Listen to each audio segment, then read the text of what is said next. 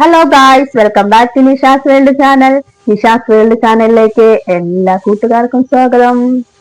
അപ്പൊ മഴയുടെ പാട്ടിൽ ഇങ്ങനെ പെയ്ത് കൂട്ടുന്നുണ്ട് കേട്ടോ. നമ്മളെ ജോലികളിലേക്ക് തിരിയുന്നു. അപ്പൊ ഇന്നത്തെ വീഡിയോയിലേക്ക് എല്ലാവരും ഓടിവായോ. ഇന്ന് നമ്മള് ഇവിടെ മഴ നന്നായി പെയ്തുകൊണ്ട് തന്നെ നല്ല ഇലകളൊക്കെ വീണ് നിറഞ്ഞു കിടക്കുകയാണ്. ചൂടുകൊണ്ട് അടിച്ച് എന്തായാലും പറ്റില്ല എന്നറിയാട്ടോ.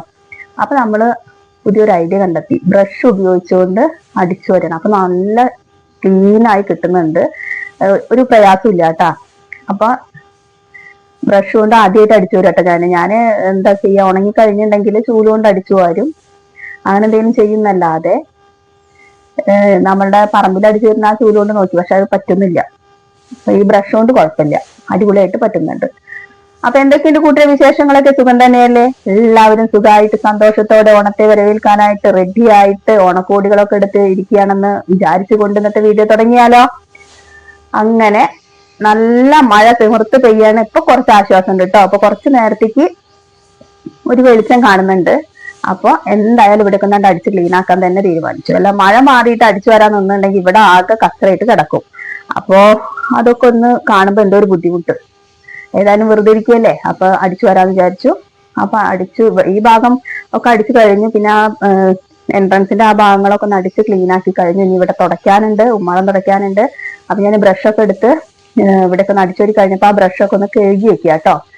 അപ്പൊ നല്ല മഴയുള്ള സമയത്ത് ഇങ്ങനെ ചെയ്താൽ വളരെ ഈസി ആയിട്ട് നമുക്ക് മുറ്റടിച്ച് കിട്ടും. മണ്ണാണെങ്കിൽ കുഴപ്പമില്ല, നമുക്ക് കുറ്റിച്ചൂല് വെച്ചിട്ടൊക്കെ അടിച്ചു വരാം. ഇതിപ്പോ ഇങ്ങനെ കട്ട ചെയ്തുകൊണ്ട് നല്ല വഴുക്കലും ഉണ്ട് കേട്ടോ. മഴ പെയ്ത് 2 ദിവസം കൊണ്ട് മഴ അടുപ്പിച്ച് നിന്നാൽ നല്ല വഴുക്കൽ, ശ്രദ്ധിച്ച് നടന്നില്ലെങ്കിൽ പണി കിട്ടും. അങ്ങനെ നമ്മളുടെ മുറ്റം അടിച്ചു വാരൽ കഴിഞ്ഞപ്പോ അകം അടിച്ചു വാരാനുണ്ട്, അതുപോലെ അവിടെ തുടയ്ക്കാനും ഉണ്ട് കേട്ടാ. അപ്പൊ അതൊക്കെ ചെയ്യട്ടെ.